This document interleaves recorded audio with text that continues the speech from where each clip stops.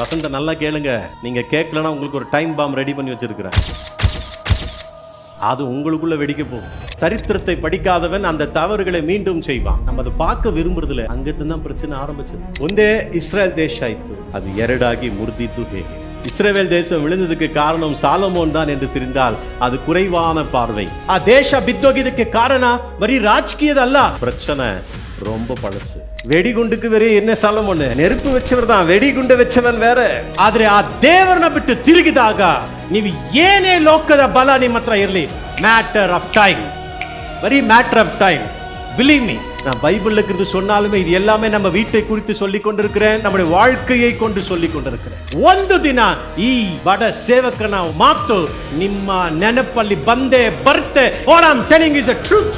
300 வருஷமா பொறுத்துட்டு இருந்த அந்த அப்படியே அட்ஜஸ்ட் பண்ணிட்டே இருந்தாங்க, இப்போ வெடிச்சு சிதற ஆரம்பிச்சு. கேளுங்க, இல்லனா ஒரு பாம் வெயிட் ஆயிட் பண்ணிட்டு இருக்குது, அது எப்போ எப்படி வெடிக்கும் தெரியல.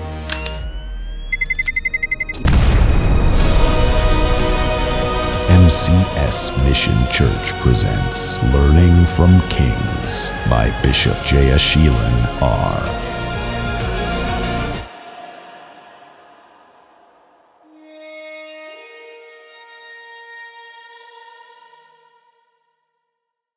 Time is the biggest teacher. கொஞ்சம் காத்திருங்க, எல்லாருக்கும் ಸಮಯಂதான் பெரிய ஒரு ஆசிரியர். ಸ್ವಲ್ಪ ಕಾದಿರಿ, ಎಲ್ಲರಿಗೂ ಟೈಮೇ ತುಂಬ ದೊಡ್ಡ ಒಂದು ಗುರು. Time will teach. What book failed, what knowledge failed, time will teach. In time, God will teach. அந்த சமயத்தில் தேவன் ಕற்றுக் கொடுப்பார். வாங்க நம்முடைய ವಾರ್ತೆಗೆ ನೇರಾಗಿ ಹೋಗலாம். ಎಲ್ಲರೂ ನಿಮ್ಮ ಕೈಯಿರುವ ಬೈಬಲ್ನ ತಗೊಂಡು ಈಗ ನಾನು ಹೇಳುವ ವಿಷಯವನ್ನು ತುಂಬ ಗಂಭೀರವಾಗಿ ಪ್ರತಿಯೊಬ್ಬರು ಕೇಳಬೇಕು. What I am about to say is a very very very important truth for our life in Christ. கிறிஸ்துவுக்குள் இருக்கக்கூடிய நம்முடைய ஜீவிதத்துக்கு மிக முக்கியமான ஒரு சத்தியத்தை இப்போது நாம் பார்க்க போகிறோம். ராஜர்களிಂದ ಕಲಿಯೋದು, ರಾಜಾக்களிலிருந்து ಕற்றுಕೊಳ್ಳುವುದು. நாம் 3 ರಾಜಾக்களை பார்த்தோம், 3 ರಾಜರುಗಳನ್ನು ನಾವು ನೋಡಿದ್ವಿ. ರಹಬೋಮ್ ಎಂಬ ರಾಜ, ಜೆರಬೋಮ್ ಎಂಬ ರಾಜ, ಇವರಿಬ್ಬರೇ ನಾವು ಮುಂದೆ ಓದಬೇಕಾಗಿರುವಂಥ ರಾಜರುಗಳು. ಇನಿ ಮುನ್ನೆ போய் நாம் வாசிக்க வேண்டிய ராஜாக்கள் ரெஹபோம், ஜெரபோம். இவர்கள் இருவர் யார், என்ன செய்தார்கள், இவர்களுடைய உயர்வு, இவர்களுடைய வீழ்ச்சி, they rise and fall. ಸಾಮಾನ್ಯವಾಗಿ ತಗೊಂಡ್ಬಿಡಿ, ಇವರೆಲ್ಲ ತುಂಬ ಮುಖ್ಯವಾದ ಪಾಠ ನಮ್ಮ ಲೈಫಿಗೆ ಹೇಳ್ತಾರೆ. ಎಷ್ಟು ಜ್ಞಾನ ಇದ್ರೂ ಸಾಲದು, ದೇವರ ಮಾತನ್ನು ಕೇಳಿ ನಡೆದಿಲ್ಲ ಅಂದರೆ ನಾಶ ಖಂಡಿತ ಎಂಬುದನ್ನು ನಾವು ಸಾಲೋಮೋನ ಜೀವಿತದಲ್ಲಿ ನೋಡಿದ್ವಿ. ಈಗ ಈ 2 ರಾಜರುಗಳನ್ನು ನೋಡೋದಕ್ಕೆ ಮುಂಚೆ, இந்த 2 ராஜாக்களை பார்க்கறதுக்குனால I am going to ask very deeper question. ಒಂದೇ இஸ்ரேல் தேச ಇತ್ತು, அது ಎರಡಾಗಿ ಮುರಿದಿದ್ದು ಹೇಗೆ? ஒரே இஸ்ரேல் தேசம் தான் இருந்தது. அந்த ஒரே இஸ்ரேல் தேசம் இரண்டாக கிழிந்தது எப்படி? வாங்க பார்க்கலாம். என்ன என்ன என்ன புரியுது உங்களுக்கு பார்க்கும்போது? ஒரு பேரழிவை இங்கே பார்த்து கொண்டு இருக்கிறோம். We see a devastating destruction. A nation is collapsed. தேசம் வீழ்ச்சி அடைகிறது, மக்கள் எல்லாம் திரண்டு ஓடுகிறார்கள். அந்த ஊரும் அந்த ಜನமும் ವಿಳಿಂದದು. ಆ ಊರು ಜನ ಎಲ್ಲರೂ ಕೆಳಗೆ ಬಿದ್ದರು. ಇದು ಹೇಗಾಯಿತು ಈ ನಾಶ?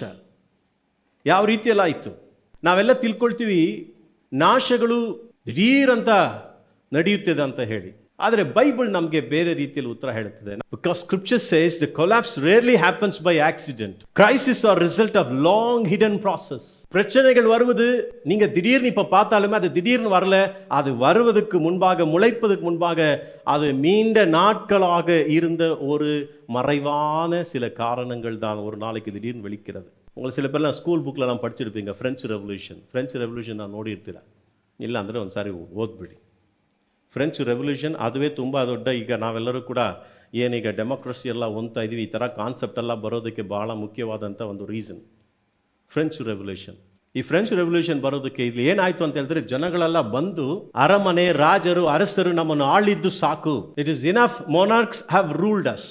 ಈ ರಾಜರುಗಳು, ಅರಸರುಗಳು ನಮ್ಮನ್ನು ಆಳ್ವಿಕೆ ಮಾಡಿದ್ದು ಸಾಕು ಅಂತ ಹೇಳಿ ಎಷ್ಟು ರಕ್ತ ಸುರಿಸಿದ್ರು ಅಂದರೆ, ಜನರು ಎಷ್ಟು ರಕ್ತ ಸುರಿಸಿದ್ರು ಅಂದರೆ, ಅಕ್ಕ ನೀವು ಫ್ರೆಂಚ್ ರೆವಲ್ಯೂಷನ್ ಹೋದರೆ ನಿಮಗೆ ಬೇಜಾರಾಗ್ಬಿಡುತ್ತೆ, ಯಾವಾಗ ಈ ಜನ ತೃಪ್ತಿ ಆಗ್ತಾರಂತೇಳಿ ವಿಧ ವಿಧವಾಗಿ ರಾಜರ ಮನೆಗಳಲ್ಲಿರೋರನ್ನ ಕೊಂದಾಕ್ತಾರೆ. விதவிதமாக அந்த அரச குடும்பத்துக்கு சேர்ந்தவர்களை ஜனங்கள் பயங்கரமாக ரத்தம் சிந்தி அவங்கள சாகடிக்கிறாங்க ஜனங்க. அப்ப இவ்வளவு பெரிய ஒரு போராட்டத்தை பார்க்கும்போது, ಇಷ್ಟು ದೊಡ್ಡ ಕಾರ್ಯ ನೋಡುವಾಗ, ಅದು ದಿಢೀರಂತ ಬಂದಿದ್ದಲ್ಲ, ಹಲವಾರು ವರ್ಷಗಳು ಆ ಜನಗಳ ಮೇಲೆ ನಡೆದಂಥ விசாரங்கள், அநேக வருடங்களா அந்த ஜனங்கள் தாக்கப்பட்டார்கள், பாதிக்கப்பட்டார்கள், ஒரு நாளைக்கு கொந்தெழுந்தார்கள். ஸோ திடீர்னு சண்டை, ದಿಢೀರ್ನು ಪ್ರಚನೆ, ಸಡನ್ ಆಗಿ ಜಗಳ, ಸಡನ್ ಆಗಿ ಪ್ರಾಬ್ಲಮ್. ಅದು ಯಾವುದು ಸಡನ್ ಆಗಿ ಬಂದಿದ್ದೇ ಅಲ್ಲ, ಎಲ್ಲಕ್ಕೆ ಹಿಂದೆ ಒಂದು ಬುಡ ಇದೆ. ಅದೇ ರೀತಿಯಲ್ಲೇ ನಾವು ನೋಡುತ್ತೇವೆ, ಒಂದೇ ರಾಜ್ಯ ಎರಡು ರಾಜ್ಯವಾಯಿತು. ಚೆನ್ನಾಗಿ ಕೇಳಿ, ಇಲ್ಲಿ ನೀವು ತಿಳ್ಕೊಂಡಿದ್ರೆ ರಾಜ ಬಗ್ಗೆ ಮಾತಾಡ್ತೀನಿ, ಇಲ್ಲ, ಈ ರಾಜಗಳ ಬಗ್ಗೆ ತಗೊಂಡು ನಮ್ಮ ಜೀವಿತದ ಬಗ್ಗೆ ಮಾತಾಡಕ್ಕೆ ಹೋಗ್ತೀವಿ. ನಮ್ಮ ಜೀವಿತ ಹೇಗೆ ನಾವು ಮುಂದೆ ಹೋಗಬೇಕು, ಇಲ್ಲಾಂದ್ರೆ ಇತಿಹಾಸವನ್ನು ಓದದೇ ಇರೋನು ಅದೇ ಇತಿಹಾಸವನ್ನು ಮತ್ತೆ ರಿಪೀಟ್ ಮಾಡ್ತಾನಂತ ನಮಗೆ ಹೇಳೋ ಪ್ರಕಾರ ಈ ಸತ್ಯಗಳನ್ನ ತಿಳ್ಕೊಳ್ಳದೆ ಹೋದ್ರೆ ಅದೇ ತಪ್ಪನ್ನು ಮಾಡಿ ಅದೇ ಸಮಸ್ಯೆಯಲ್ಲಿ நாவிருத்துவி. சரித்திரத்தை படிக்காதவன் அந்த தவறுகளை மீண்டும் செய்வான். அப்படி இவர்களுடைய பிரச்சனைகளை அறியாமல் போகும்போது நாமும் அதே மாதிரி பிரச்சனைகள் செய்து அதே பிரச்சனைகளுக்குள்ளாக போಗುவோம். ಇಸ್ರಾಯೇಲ್ನ ಜನರು ಇಲ್ಲಿ ಏನಾಗ್ತಾ ಇದೆ ಅಂತ ಹೇಳಿದ್ರೆ, ಜ್ವಾಲಾಮುಖಿ ಬಂದು ಸಿಡಿದು ಹೊರಗೆ ಬರುತ್ತೆ. ಆ ಜ್ವಾಲಾಮುಖಿ ಸಿಡಿದು ಬರುತ್ತಂದ್ರೆ ಯಾರು ತಿಳ್ಕೊಳ್ಬೇಡಿ, ದಿಢೀರಂತ ಬರುತ್ತಂತ. ದಿಢೀರಂತ ಜ್ವಾಲಾಮುಖಿ ಬರೋದೇ ಇಲ್ಲ. அந்த எரிமலை என்று தமிழ்ல சொல்றோம். எரிமலையில் திடீரென்று வெடித்து வருவதில்லை. இங்க கீழே பாக்குறீங்களா கொஞ்சம்? இது பூமியின் அடியில வருடம் வருடம் வருடம் வருடம் வருடமாய் அதோடைய வெப்பம் குவிந்து குவிந்து குவிந்து ஒரு நாள் வெடித்து சிதறும். அநேக நாட்கள் அதுக்குள்ளாக அந்த வெப்ப உஷ்ணம் கூடி கூடி கூடி கூடி இனி அது உள்ள வைக்க முடியாத நிலைமை வரும் பொழுது வெடித்து சிதறும். ಹಾಗಾದ್ರೆ ಆ ಉಷ್ಣಾಂಶವೆಂದು ಒಳಗೆ ದಿನ ದಿನಕ್ಕೆ ಕೂಡುತ್ತಾ ಕೂಡುತ್ತಾ ಕೂಡುತ್ತಾ ಅದರ ಪ್ರೆಷರ್ ಅಧಿಕವಾದಾಗ ಇನ್ನು ಒಳಗೆ ಕಂಟೈನ್ ಮಾಡೋಕ್ಕಾಗಲ್ಲ, ದಿಢೀರ್ ಅಂತ ಹೊರಗೆ ಏನಾಗುತ್ತೆ, ಬಸ್ಟ್ ಔಟ್ ಆಗುತ್ತೆ.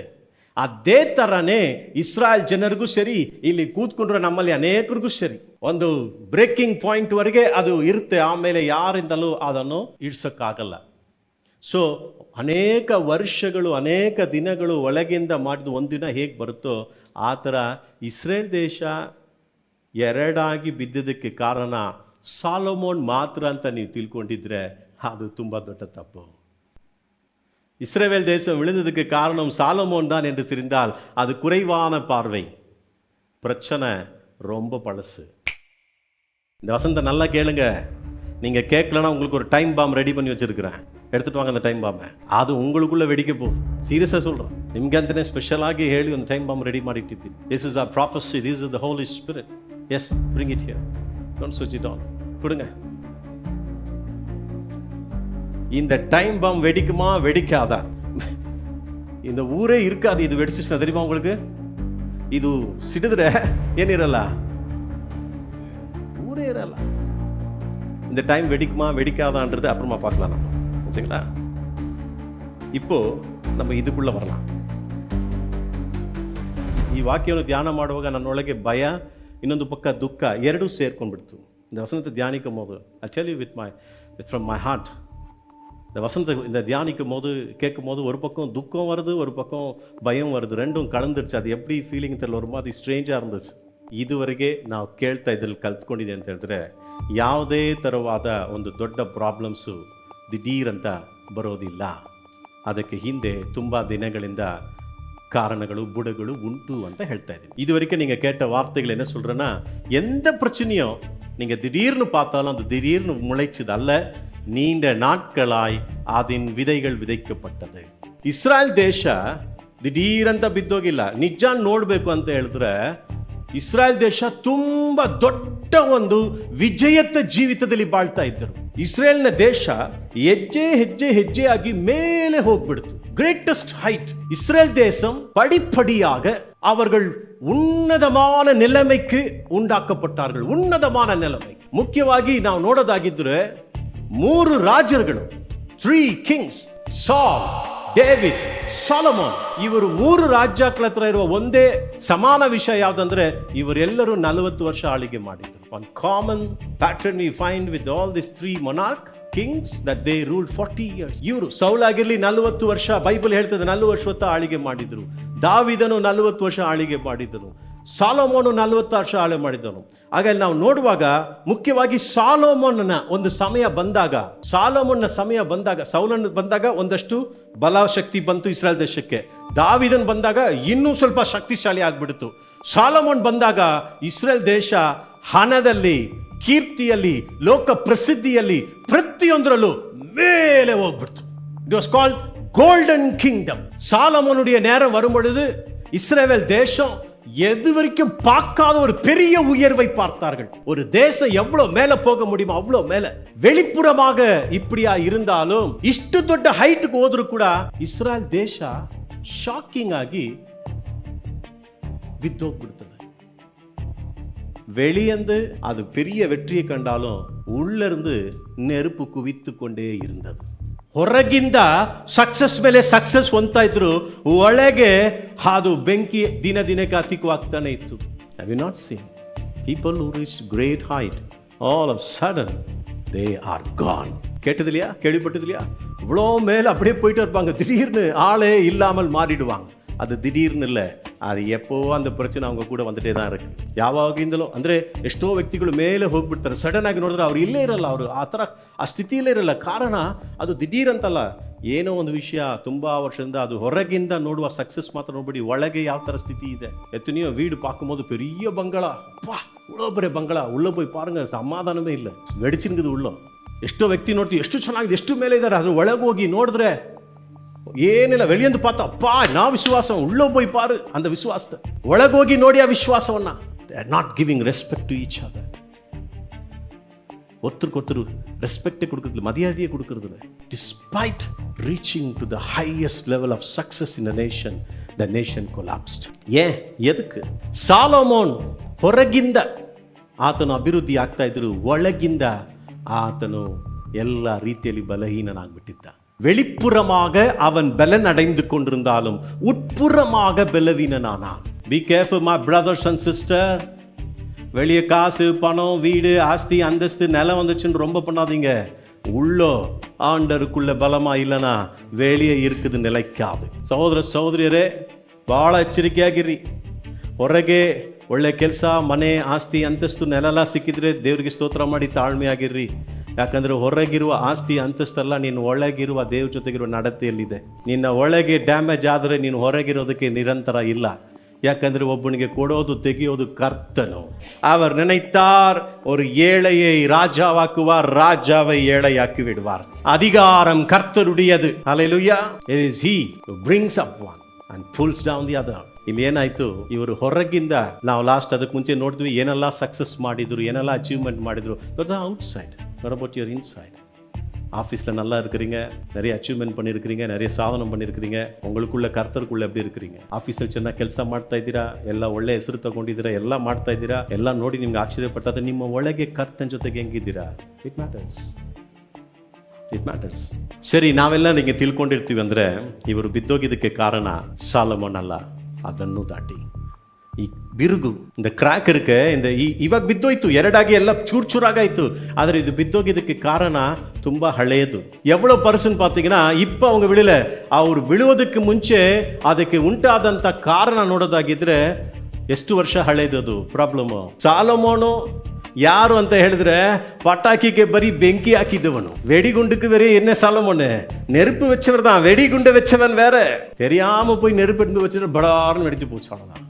ನೆರಪು ವೆಚ್ಚವರು தான், ಇವರು ಗುಂಡೆ ವೆಚ್ಚವ ಯಾರು? ಬೆಂಕಿಯನ್ನು ಇಟ್ಟಿದ್ದವನು ಸಾಲಮೋನು, ಆದರೆ ಆ ಬಾಂಬನ್ನು ಇಟ್ಟಿದ್ದವರು ಯಾರು? ಅದು 300 ವರ್ಷದ ಹಳೆ ಕತೆ. ಸಡನ್ ಆಗಿ ಇವರೆಲ್ಲ ಕೋಪ ಮಾಡಿಕೊಂಡು ದೇಶ ಬೇರೆ ಬೇರೆ ಆಗಿಲ್ಲ. ಬೈಬಲ್ನ ಓದೋದಾಗಿದ್ದರೆ 3 ಮುಖ್ಯವಾದ ಕಾರಣಗಳು. ಅವರು ಬೇರೆ ಬೇರೆಯಾಗಿ ದೇಶ ಒಡೆದೋಗಿದ್ದಕ್ಕೆ ಕಾರಣ, ನಾನು ಯಾವುದು ಬೈಬಲ್ನಲ್ಲಿ ಮಾತಾಡ್ತಾ ಇದ್ರು ಅದು ಎಲ್ಲವೂ ನಮ್ಮ ಜೀವಿತದಲ್ಲಿರುವ ಕಾರ್ಯಗಳ ಬಗ್ಗೆ ಮಾತಾಡ್ತಾ ಇದ್ದು ನೀವು ಗಮನಿಸ್ತಾ ಇರಿ. நான் பைபிள்ல இருக்கிறது சொன்னாலுமே இது எல்லாமே நம்ம வீட்டை குறித்து சொல்லி கொண்டிருக்கிறேன், நம் குடும்பத்தை கொண்டு சொல்லி இருக்கிறேன், நம்முடைய வாழ்க்கையை கொண்டு சொல்லி கொண்டிருக்கிறேன். It is very important.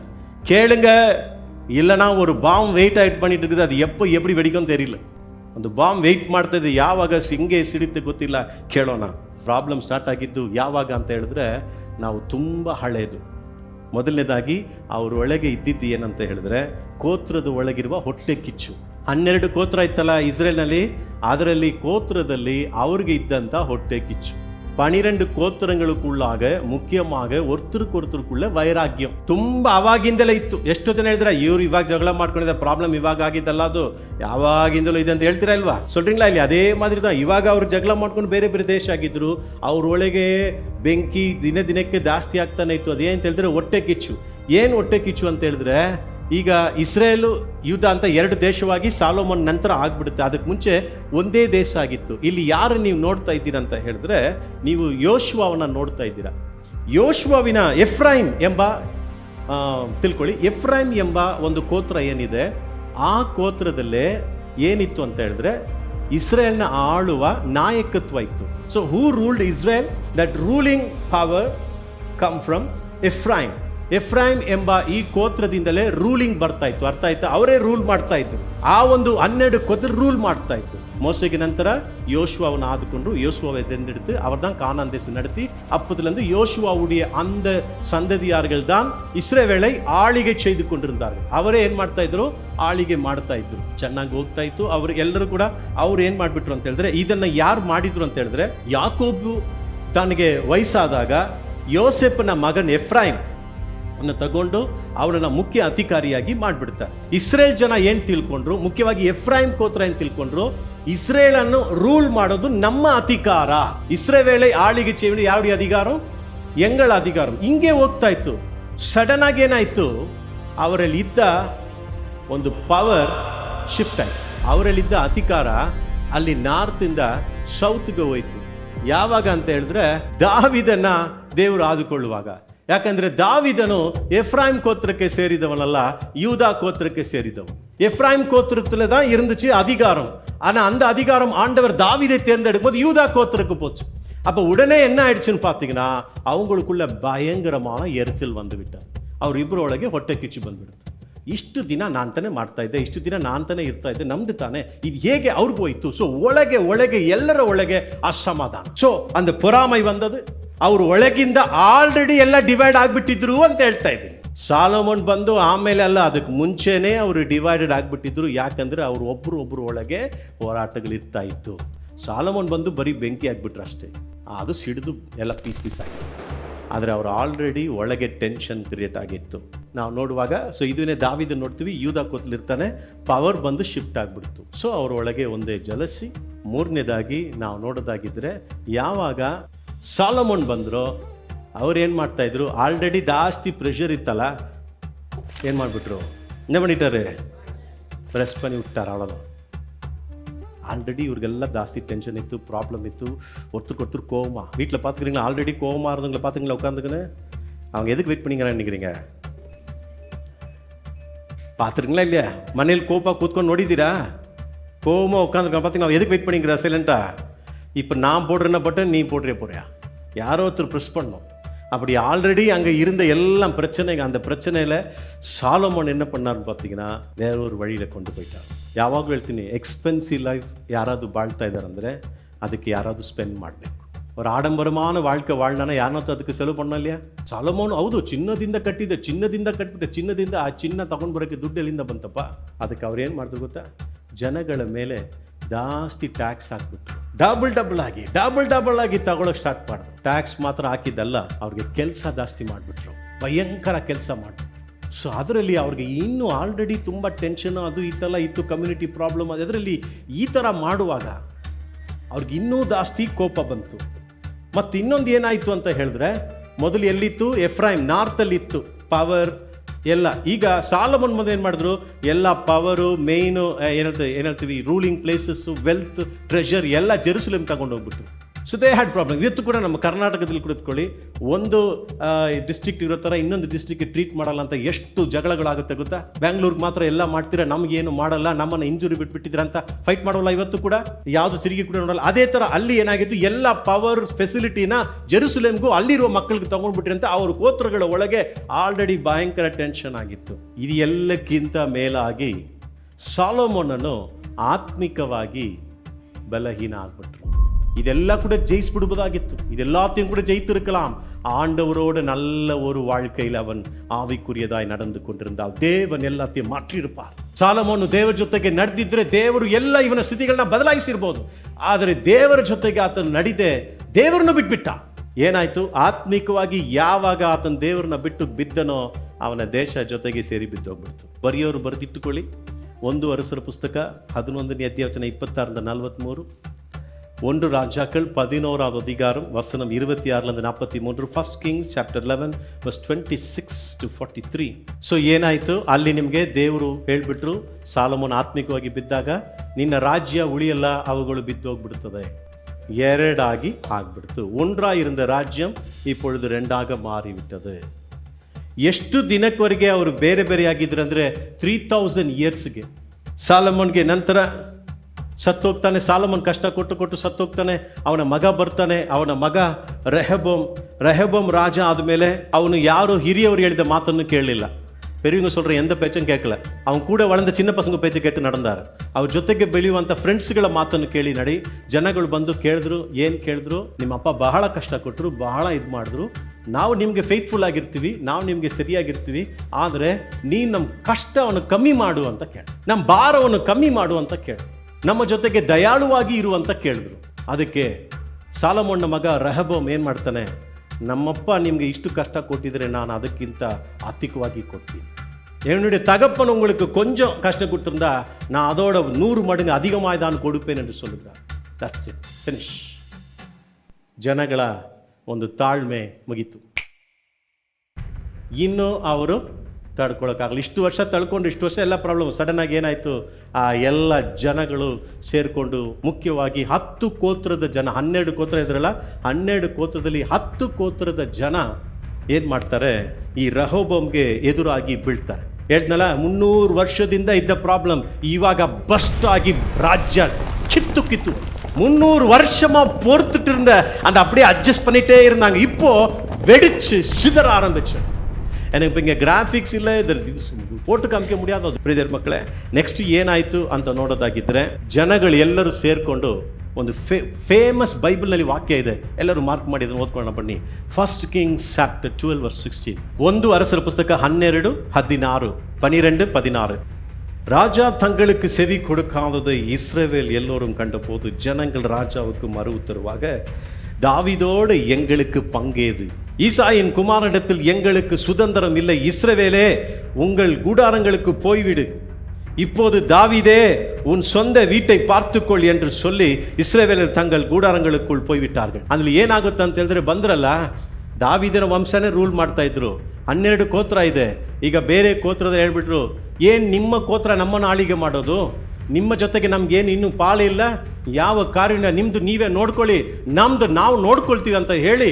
ಏನಾದ್ರು ಜ್ಞಾಪಕ ಬರ್ತಾ ಇದೆಯಾ ನಾವು ಮಾತಾಡ್ತಾ ಇರೋದು? ನಮ್ಮ ಥರ ಭಾಷೆ ಥರ ಇಲ್ಲ ಇದು. ಒಂದು ನೀ பார்த்துக்கோ, அடுத்து சொல்லுங்க,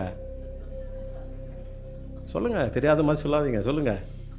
உங்கள் நீ பார்த்துக்கோ, எங்கள் நாங்கள் பார்த்துக்கிறோம், அப்படி தான் சொன்னாங்க.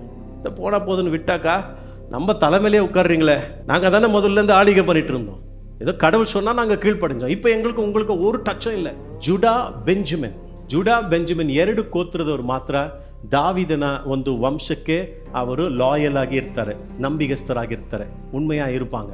எந்த ஒரு வீட்டில் ஒருத்தர் இருந்தால் ஜெரபோம் என்று ஓடி போயிட்டான், அவனை கூப்பிட்டு வந்து நீ தான் எங்களுக்கு ராஜா என்று தங்களுக்கு ರಾಜಾವಾಕಿ ಇಸ್ರೇಲ್ ದೇಶ 1 இருந்தது 2 ಆಯಿತು. ಒಂದೇ ಆಗಿದ್ದಂಥ ದೇಶ 2 ಆಗಿತ್ತು. ಇದು ಎಲ್ಲ ನಡೀತಾ ಇದ್ರು ಕೂಡ ಇದಕ್ಕೆ ಮುಂಚೆನೇ ದೇವರು ಹೇಳಿದ ಮಾತನ್ನು ಮರಿಬೇಡ್ರಿ. ಇದೆಲ್ಲ ಆಟೋಮೆಟಿಕ್ ಆಗಿ ನಡೆದಿಲ್ಲ, ಜನಗಳು ಇದನ್ನು ಮಾಡ್ತಾ ಇದ್ರು. தேவர் கொட்ட சிக்ஷை அவர் மேலே நடித்தா இது. இதெல்லாம் ஜனங்க செய்துட்டு இருந்தாலும் திடீரென்று நடக்கவில்லை. ஆண்டவர் சொன்னது அங்கே நடந்தது. உன் ராஜ்யம் விழும், உன்னுடைய ராஜ்யத்தை எடுத்து நான் வேலைக்காரனுக்கு கொடுப்பேன். அதே மாதிரி அவன் வீட்டில் வேலை செய்த ஜெரபோம் ರಾಜಾವಾಯಿ ಮಾರಿಬಿಡುகிறான். ನಮ್ಮ ಲೈಫಲ್ಲಿ ಇರಲಿ, ಮನೆಯಲ್ಲಿರಲಿ, ಕುಟುಂಬದಲ್ಲಿರಲಿ, ಎಲ್ಲ ಪ್ರಾಬ್ಲಮ್ ಹಿಂದೆ ಒಂದು ಬುಡ ಇದೆ. நம்ம வீட்டில் கிட்டோம், வாழ்க்கையில் கிட்டோம், எல்லாத்துக்கும் பின்னாலேயும் பிரச்சனை இல்லை, ஒரு பின்னால் ஒரு வேறு இருக்குது, புதுசாக ஸ்டார்ட் ஆகுறதில்ல, திடீர்னு வெடிக்கிறதில்ல, நம்ம அதை பார்க்க விரும்புறதில்ல. ஆனால் அங்கேருந்து தான் பிரச்சனை ஆரம்பிச்சது. ನಮ್ಮ ಮನೇಲಿ ನೋಡೋಕೆ ಇಷ್ಟಪಡಲ್ಲ, ಅದು ಅಲ್ಲಿಂದಲೇ ಸ್ಟಾರ್ಟ್ ಆಯಿತು. ಏನು ಪ್ರಾಬ್ಲಮ್ ಇತ್ತು? What was the problem? What was the real problem? Israel fell.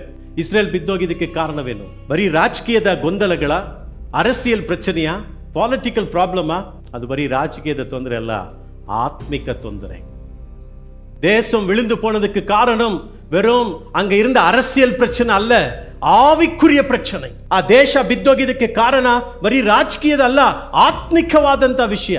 ಏನದು ಆತ್ಮಿಕವಾದ ವಿಷಯ? சாலமோனನು தேவரನ್ನ ಬಿಟ್ಟು ತಿರುಗಿ ಹೋಗ್ಬಿಡ್ತಾನೆ. சாலமோன் ஆண்டவரை விட்டு திரும்பி போய் விடுகிறான். என் தேவ ஜனமே, இவ்வளவு நேரம் இதெல்லாம் கேட்டீங்களா? உங்களுக்கு நான் சொல்லட்டும், ஏது என்ன நடந்தாலும் ஆண்டவரை நீ விட்டு பிரியாத வரைக்கும் உனக்கு நம்பிக்கை, உனக்கு ಎದುರುಗಾಲ ಉಂಟು.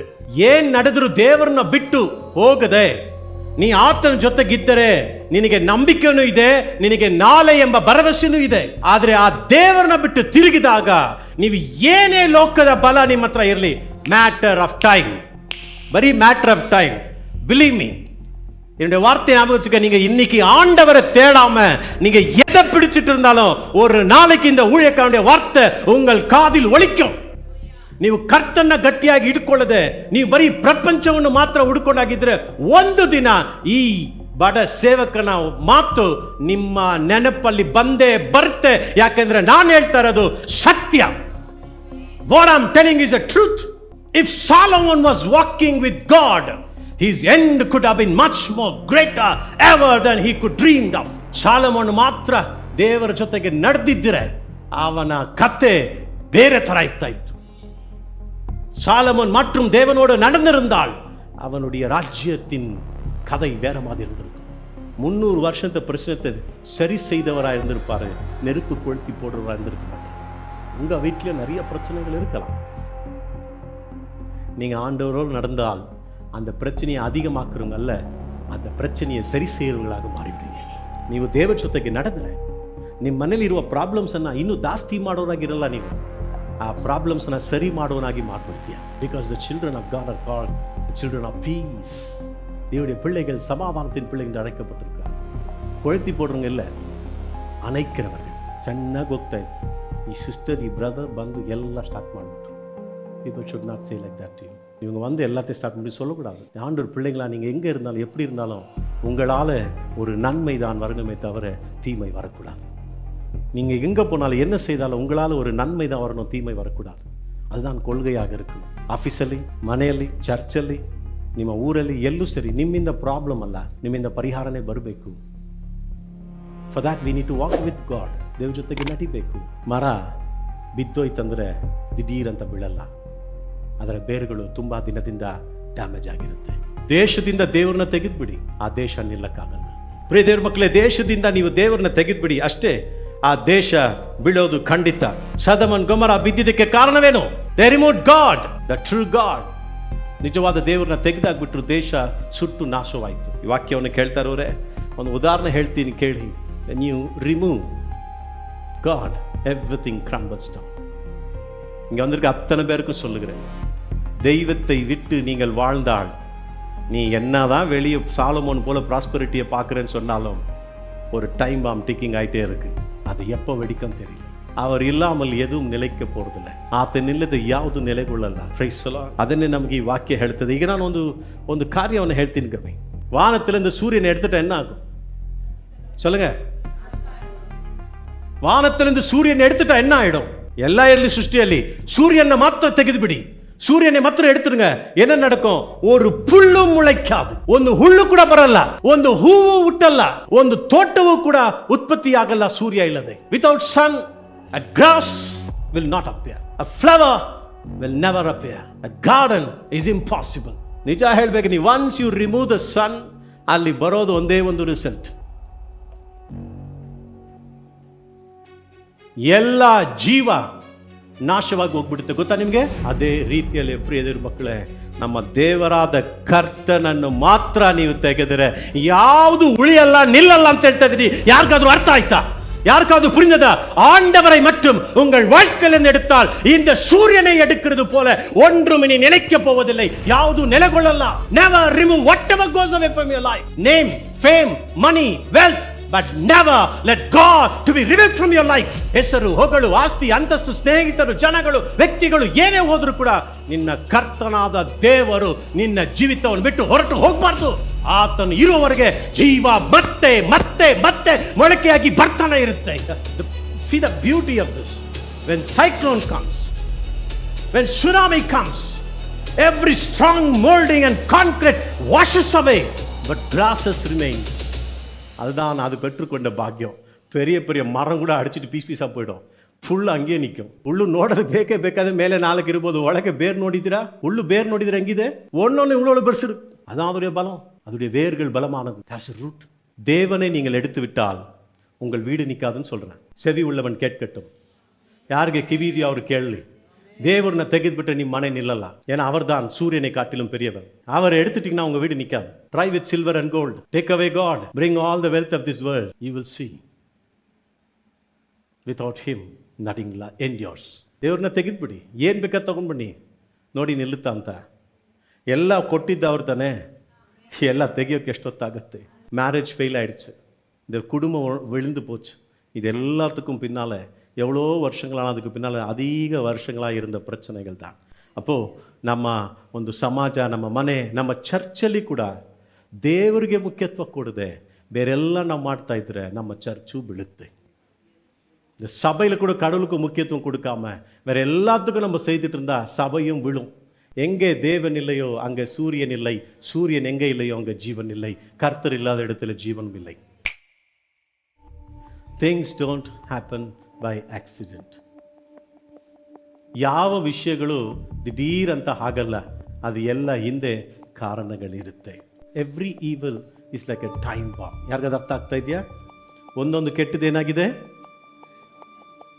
ಒಂದೊಂದು ಸಾರಿ ಒಂದು ಕೆಟ್ಟದು ಇರುವಾಗ ಅಲ್ಲಿ ಏನಿದೆ ಅಂತ ಅರ್ಥ.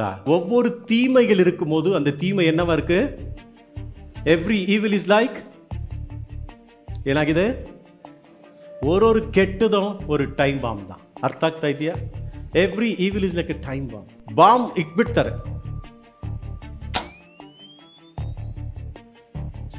ಬಾಂಬ್ ಇಟ್ಬಿಡ್ತಾರೆ, வெச்ச உடனே வெடிக்க ஆரம்பிக்குதா? ಇಲ್ಲ, ಟೈಮಿಂಗ್ ಆಗ್ಬಿಟ್ಟಿದ್ದಾರೆ, ಆಗ್ಬಿಟ್ಟು ಸ್ವಿಚ್ಚು ಆಗ್ಬಿಟ್ಟಿದ್ದಾರೆ. ಅದೇನಾಗುತ್ತೆ, ಅಲ್ಲಿ ವೆಯ್ಟಿಂಗಲ್ಲಿ ಇರುತ್ತೆ. ಬಾಂಬ್ ಟೈಮ್ ಬಾಂಬ್ ಆಗಲ್ಲಿ ಇಟ್ಬಿಟ್ಟು ಏನು ಮಾಡ್ತಾರಂದರೆ, ಜನಗಳು ಅದ್ರ ಪಕ್ಕ ಓಡಾಡ್ತಾರ ಇಲ್ವಾ, ಅದ್ರ ಹತ್ರ ಇರ್ತಾರ ಇಲ್ವಾ, இன்னு ಸ್ವಲ್ಪ ಜನ ಅದ್ರ ಮೇಲೆ ಮನೆ ಕಟ್ತಾರ ಇಲ್ವಾ? டைம் பாம் வச்சு உடனே வெடிக்க போகிறதில்ல, அதுக்கு ஒரு சமயம் இருக்கு, அந்த நேரத்தை வெடிக்க போகுது. அப்போ அதுக்கு பக்கத்தில் ಜನங்க ಓಡಾಡ್றாங்களா இல்லையா? அவங்களுக்கு தெரியாம ಅವ್ರು ಎಲ್ಲಿ ಮನೆ ಕಟ್ಟಿದ್ದಾರೆ, ಎಲ್ಲಿ ಓಡಾಡ್ತಾ ಇದ್ದಾರೆ, ಯಾವುದು ಪಕ್ಕ ಇದ್ದಾರೆ ಅವ್ರಿಗೆ ಗೊತ್ತಿಲ್ಲ. ಆದರೆ ಅಲ್ಲಿ ಟೈಮ್ ಬಾಂಬ್ ಇಕ್ಕಾಯ್ತು. ಒಂದು ಸಮಯ ಬಂದಾಗ ಅದು ಬ್ಲಾಸ್ಟ್ ಆಗುವಾಗ ಯಾವ್ದನ್ನು ಸ್ಟಾಪ್ ಮಾಡೋಕ್ಕಾಗುತ್ತೆ? ಈಗ ಆ ಬಾಂಬನ್ನ ಅದು ಸಿಡಿಬಾರ್ದಂದ್ರೆ ಏನು ಮಾಡಬೇಕು? இந்த ಬಾಂಬ್ வெடிக்க கூட என்ன செய்யணும்? நம்ம ಡಿಫ್ಯೂಸ್ பண்ணணும். ನಮ್ಮ ಲೈಫಲ್ಲಿ ಒಂದೊಂದು ತಪ್ಪು ಮಾಡುವಾಗ, ಒಬ್ಬರ ಮೇಲೆ ಕೋಪ ಇಟ್ಕೊಂಡಾಗ ಒಂದು ಟೈಮ್ ಬಾಂಬ್ ಒಳಗೆ ಬಂದ್ಬಿಟ್ಟಿದೆ. ನಮ್ಮ ಒಂದೊಂದು ಪಾಪಗಳು ಒಂದೊಂದು ಟೈಮ್ ಬಾಂಬ್ ಅಂತ ಹೇಳ್ತಾ ಇದ್ದೀನಿ. ಅಯ್ಯೋ வெடிக்கலையே, ஐயோ வெடிக்கலையே, வெயிட் பண்ணு சகோதரா, வெயிட் பண்ணு, வெயிட் பண்ணு. அதுக்கு ஒரு ಟೈಮ್ ಇருக்கு, ಅಪ್ಪ ಅದು வெடிக்கும். ಒಬ್ಬರಿಗೆ ಸೇಡು ತೀರ್ಸ್ಕೊಳ್ಬೇಕಂತ ಹೇಳುವಾಗ ಒಂದು ಟೈಮ್ ಬಾಂಬ್ ಒಳಗೆ ಬಂದ್ಬಿಟ್ಟಿದೆ. ಒಬ್ಬರ ಮೇಲೆ ವೈರಾಗ್ಯ, ಹೊಟ್ಟೆ ಕಿಚ್ಚು ಬಂದಾಗ ಒಂದು ಟೈಮ್ ಬಾಂಬ್ ಒಳಗೆ ಬಂದ್ಬಿಟ್ಟಿದೆ. ಒಂದೊಂದು ರೌದ್ರಗಳು ಬಂದಾಗ ಟೈಮ್ ಬಾಂಬ್ ಒಳಗೆ ಬಂದ್ಬಿಟ್ಟಿದೆ. ಮನುಷ್ಯನು ಒಂದೊಂದು ಕೆಟ್ಟದು ಮಾಡುವಾಗ ಅವನೊಳಗೆ ಏನ್ ಬಂದ್ಬಿಟ್ಟಿದೆ? ಒಂದು ಟೈಮ್ ಬಾಂಬ್ ಬಂದ್ಬಿಟ್ಟಿದೆ. ಅದನ್ನ ತೆಗೆಯೋದಕ್ಕಿರುವ ಒಂದೇ ಮಾರ್ಗ, ಮನುಷ್ಯನೊಳಗೆ ಅವನು ಇಟ್ಕೊಂಡಿರುವ ಕೆಟ್ಟದು ಅವನಿಂದ ಸಿಡಿಬಾರ್ದಂದ್ರೆ ಮನ ತಿರುಗೋದು ಒಂದೇ ಒಂದು ಟೈಮ್ ಬಾಂಬ್ನ ಆಫ್ ಮಾಡುತ್ತೆ. மனம் திரும்பினால் மட்டும்தான் நமக்குள்ள இருக்கக்கூடிய அந்த வெடிகுண்டு வெடிக்காமல் இருக்கும்னு சொல்லி கொண்டிருக்கிறேன். யாருக்கு புரிந்து நான் சொன்னது? மனம் திரும்பினால் மட்டும்தான் உன் வாழ்க்கையில குண்டு வெடிக்காதுன்னு சொல்லி கொண்டிருக்கிறேன். உங்கள் செவிகளிலே விழுகிறதா? ಆ ಜನ ಯಾರು ಮನ ತಿರುಗಿಲ್ಲ, ದಿನ ದಿನಕ್ಕೆ ಕೇಡನ್ನು ಇಟ್ಕೊಳ್ತಾನೆ ಇದ್ರು. ಒಂದು ದಿನ ಸಿಡಿದು ಅಲ್ಲಿ ರಕ್ತ ಸುರಿತು, ಕೈಗಳನ್ನ ನೋಡಿದ್ರು. ಯಾಕಂದ್ರೆ ಅವರಲ್ಲಿ ಯಾರು அந்த ಕೇಡನ್ನು ತೆಗೆದಾಕಿಲ್ಲ, ಆ ಕೇಡನ್ನು ಹಂಗೆ ಇಟ್ಕೊಂಡಿದ್ರು. ಇವತ್ತು ಈ ವಾಕ್ಯವನ್ನು ಕೇಳ್ತಾರೆ, ನಿಮ್ಮಲ್ಲಿ ಯಾರಿಗಾದ್ರೂ ಮತ್ತೊಬ್ಬರ ಮೇಲೆ ಕಹಿ ಇದ್ದರೆ, உங்கள யாருக்காவது மத்தவங்க மேல கசப்பு இருந்தா ஒரு டைம் பாம்ப உள்ள வெச்சுனுக்கிறீங்க. நான் சொல்றேன், ಒಂದು ಟೈಮ್ ಬಾಂಬ್ ಒಳಗೆ ಇಟ್ಕೊಂಡಿದ್ದೀರಾ, ಅದು ನೀನು ಸ್ವಿಚ್ ಆಫ್ ಮಾಡಿಲ್ಲ, ಅದು ಬಸ್ಟ್ ಆಗುತ್ತೆ. ಯಾವಾಗೆ ಗೊತ್ತಿಲ್ಲ. ಇವಾಗ ಅದನ್ನೇ ಅವತ್ತಿಂದ ವಾಕ್ಯದಲ್ಲಿ ನೋಡಿದ್ವಿ. ಅದು ಸಾಲಮನ್ ಬರೀ ಬಟನ್ ಆ ಟೈಮ್ ಹಾಕಿದವನು ಅಷ್ಟೇ, ಆದರೆ ಆ ಪ್ರಾಬ್ಲಮ್ ಮೊದಲಿಂದಲೇ ಇರ್ತಾ ಇತ್ತು.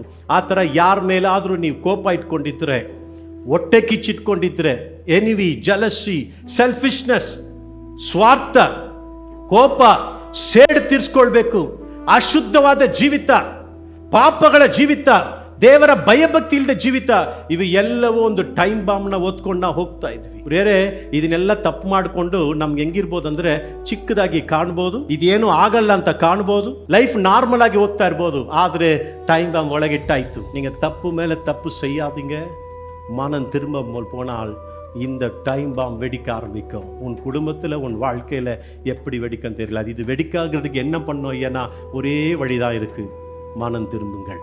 மன திருகிறி நான் உண்மையாக மனம் திரும்ப போனால் அது எல்லாமே வெடிக்க ஆரம்பிக்கும். அந்த நேரத்தில் தேவனுடைய பிள்ளைகள் எல்லோரும் கூட சேர்ந்து நம்ம ஒரு காரியத்தை செய்வோம்.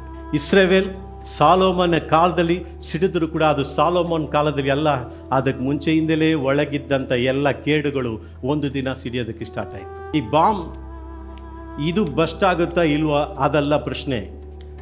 ನಾವು ನಮ್ಮ ಲೈಫಲ್ಲಿರುವ ಕೆಟ್ಟದನ್ನು ತೆಗೆದಿಲ್ಲ ಅಂದರೆ ಅದು ಖಂಡಿತ ಬಸ್ಟ್ ಆಗುತ್ತೆ ಅಂತ ಹೇಳ್ತಾ ಇದ್ದೀನಿ. யாருக்காவது அர்த்தம் ஆயிட்டா? இந்த பாம் வெடிக்குமா வெடிக்காதுன்றது இல்லை கேள்வி. நீங்கள் மனம் திரும்பாமல் போனால் உங்கள் வாழ்க்கையில் இருக்கிற அந்த கேடு கண்டிப்பாக வெடிக்கும். அது வெடிக்காமல் இருக்கணும்னா என்ன செய்யணும்? ஆண்டவர் இயேசு நமக்கு ஒரு எச்சரிக்கை கொடுத்துருக்காரு. ஸோ நமக்கு என்னன்னா, நீங்கள் மனம் திரும்பாத வரைக்கும் என்ன ஆகிட்டு இருக்குதாங்க?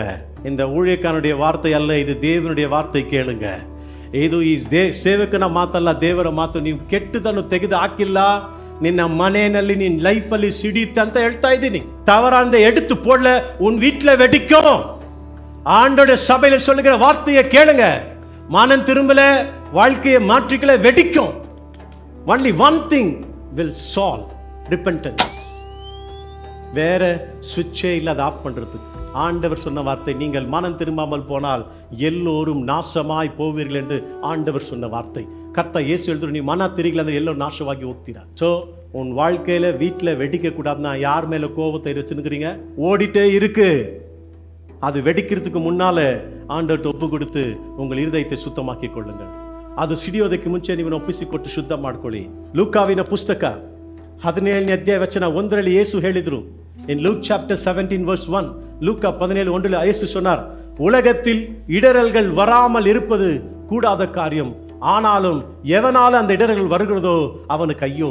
ಕರ್ತ ಯೇಸು ಹೇಳಿದ್ರು, ಲೋಕದಲ್ಲಿ ಕೇಡಾದವುಗಳು ಬಂದೇ ಬರುತ್ತೆ, ಲೋಕದಲ್ಲಿ ಕೇಡಾದವುಗಳು ಬಂದೇ ಬರುತ್ತೆ, ಆದರೆ ಆ ಕೇಡನ್ನು ಯಾರು ಪ್ರಾರಂಭ ಮಾಡ್ತಾನೋ ಅವನಿಗೆ ಶಾಪಗ್ರಸ್ತನು ಅಂತ ಹೇಳ್ತಾರೆ. ಹಾಗಾದ್ರೆ ಯೇಸು ಏನು ಹೇಳ್ತಾ ಇದ್ದಾರೆ? ಲೋಕದಲ್ಲಿ ಕೆಟ್ಟದಿದೆ, ಲೋಕದಲ್ಲಿ ಕೆಟ್ಟದಿದೆ, ಆದರೆ ನೀನು ಆ ಕೆಟ್ಟದನ್ನು ಒತ್ಕೊಂಡು ನಡಿಬೇಡ.